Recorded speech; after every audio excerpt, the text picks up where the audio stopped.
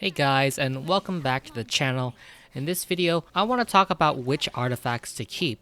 As we are getting into artifact farming, I think it's getting harder and harder to decide which artifacts we actually want to keep and invest into. So hopefully this video can answer some of those questions and help you make better decisions on which artifacts you actually want to keep. This is just going to be my thought process and my own thoughts on how I decide which ones to keep. So let's get started.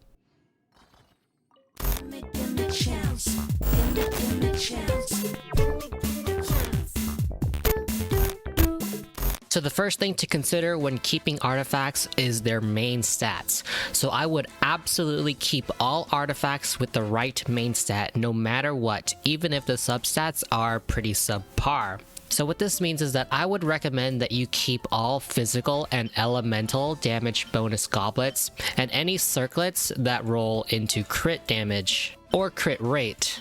The Sands is a more peculiar case because I like to consider this our most flexible artifact piece. Since damage bonus and crit are nearly irreplaceable for almost any build, the Sands is where we can choose between attack percent, HP percent, or defense percent depending on the character or how we want to build them. Obvious examples are going to be Zhongli, Noelle, Xinyan, and Albedo. So unless you're building a purely support healing character, then maybe you might want to hold on to HP percent for the goblet, or if you're building Xinyan for shields, then maybe keep defense percent artifacts for the goblets and circlets. This will be a case-by-case basis, so just be aware of those potential support builds if you ever want to build them later down the road. But keeping every single one of these artifacts is going to clog our inventory, so when it comes to keeping the support artifact pieces, I will keep a couple to be used temporarily and will fuse away any others unless they roll very particular substats. So what do good substats look like on HP percent and defense percent main stat artifacts? The most desirable substats will apply for these artifacts, but this time we have a little bit more leeway when it comes to considering which ones to keep. Keeping in mind that crit is going to be the best, then attack percent, not flat attack, then elemental recharge and elemental mastery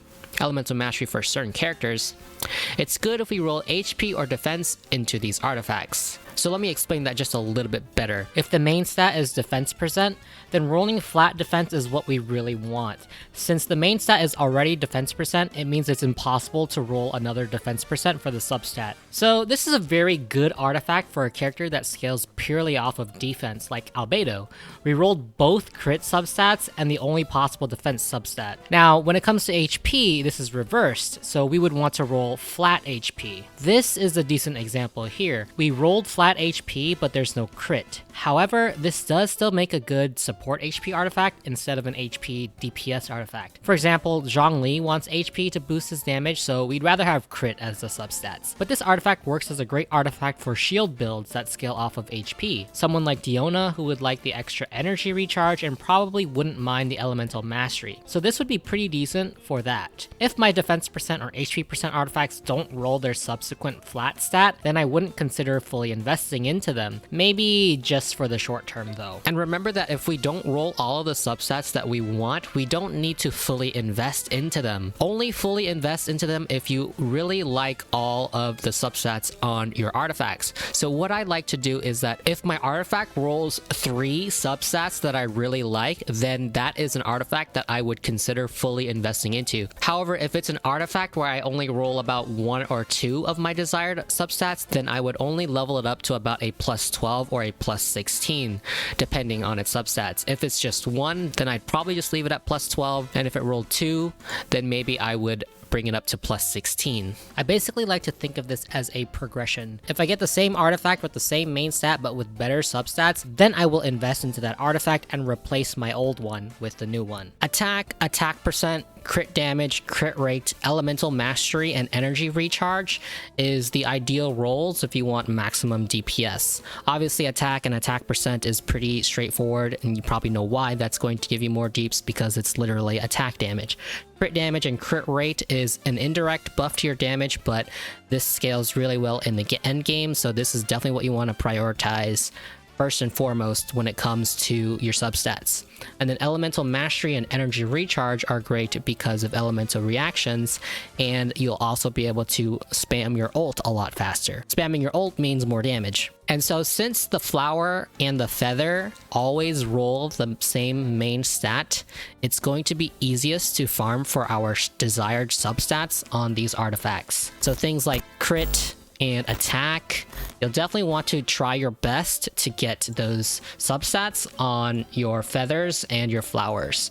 It's going to be a lot easier than the sands, the circlet, and the goblet for sure. So basically what I'm trying to say is when it comes to your feather and your flower, you'll want to keep your feathers and flowers if they have really good substats like crit. And then when it comes to the other three, for the sands, the goblet, and the circlet, it's totally okay if your substats aren't crit or attack percent. Okay, so now how should we decide which artifacts to keep? This is a very hard question to ask, and I think there are tons of different opinions out there, but you can think of artifacts as having a gear score, so to speak. So a gear score is basically the artifact's score when it comes to how efficient it's going to be increasing your DPS. A high gear score means that your artifact has rolled the most desirable main stat and the most desirable substats. And again, the most desirable main stats for the sands is probably going to be attack, but that's going to depend on the character that you're running.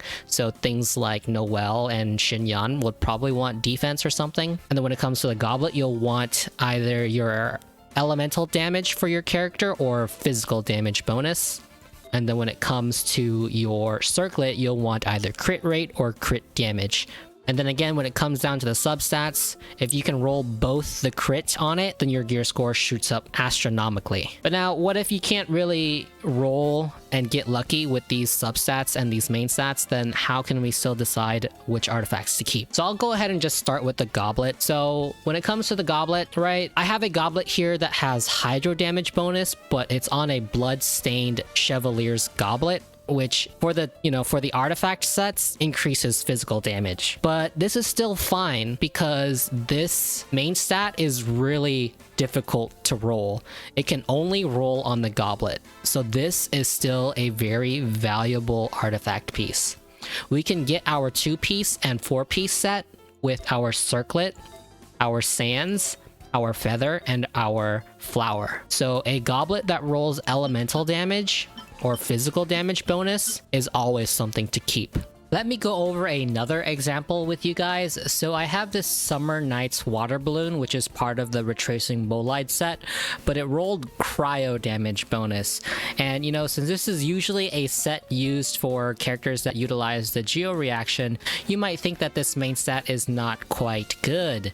However, this is still a pretty good artifact because, again, remember that these goblets, they can roll any of the damage bonus percents. Cryo, hydro, pyro, electro. It has a chance to roll any of those. So the RNG for rolling the correct element on your goblet is going to be really difficult. And then if we even look at the substats here, we actually rolled crit damage and flat attack. So that's actually not bad either. So this is still a worthwhile goblet to use for cryo characters. And then we would try to farm our 4-piece sets on our other pieces. And of course, I'm not saying that you should use this artifact permanently. Just use it temporarily, and as we farm for better artifacts, we'll get something better and we can replace it. Now, when it comes to 4 stars, however, I don't think that 4 stars that have rolled 2 substats are going to be quite worth it. Unless those 2 substats are both of the crits, then I think that those 4 stars are mostly going to be fodder XP. I say this for the artifact sets that don't have a good 2-piece set. So things like the Lava Walker and the Thunder Soother, which has elemental res for their 2-piece set, which is not very valuable. So those can definitely become fodder. But things like the Berserker set, which gives extra 12% crit rate for 2-piece is not a bad thing to hold on to, just to throw onto a support just for a free 12% crit rate. Especially if you don't plan on enhancing it, getting 12% free crit rate is not bad. Now, what about when it comes to 3-piece sets? Personally, I've been having a hard time getting rid of some of my 3-stars because I feel like I might need them down the road. But, you know, that's just my inner RPG kicking in, thinking that I might need these in the future. But to be honest, you could probably use most, if not all, of your 3-stars as fodder, because the difference between a fully leveled 3-star and a 4-star and a 5-star in the end game is just so much more different, and you get much more power from 4-stars and 5-stars. However, I have been finding myself just keeping a couple of artifact sets. So artifact sets like the Berserker and Exile, I have found myself keeping because getting free 20% energy recharge and free 12% crit rate on supports where I haven't really invested in is not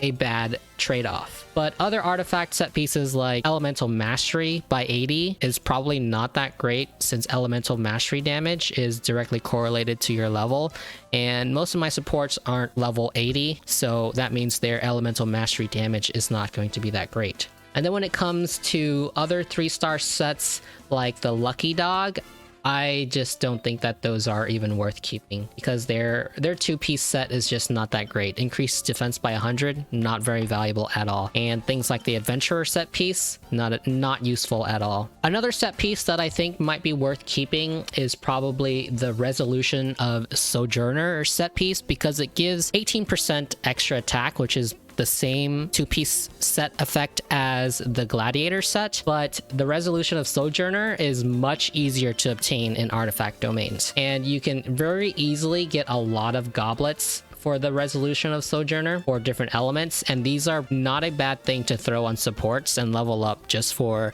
a quick boost in your damage. And then if you run the extra 2-piece set for the Sojourner, you get a free 18% attack on those supports. So I think keeping the Resolution of Sojourner for 3-stars is not a bad idea. So this is how I decide which artifacts to keep. It's definitely a more hoarding style, and it makes me a bit sad that we can only hold 1,000 artifacts. Anyway, these are just my thoughts and my thinking process when it comes to keeping artifacts. So I hope this gives you a good starting point for helping you decide which artifacts you want to keep. I didn't go over quite everything, and don't think of this as everything you should consider when deciding which artifacts to keep. This is just a very basic starting point on things you should think about. Let me know what you guys think, and I want to know how you guys decide which artifacts to keep. See you later.